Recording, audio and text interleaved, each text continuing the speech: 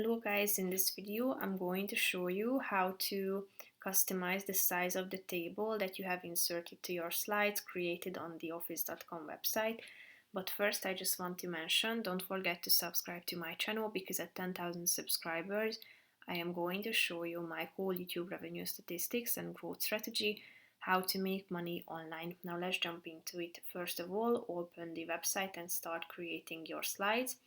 After inserting your table, you should tap on it and tap on this size button at the top, and here you can find the format table customization section on the right side of the screen, starting with the cell size.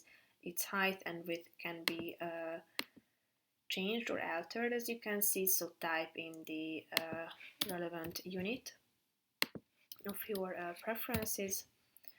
Then you can also set the table size in terms of height and width. You can also log the aspect ratio if you want to, and you can set the units of the cell margins, such as the left margin, the right margin, the top margin can be selected as well, and the bottom margin, as you can see.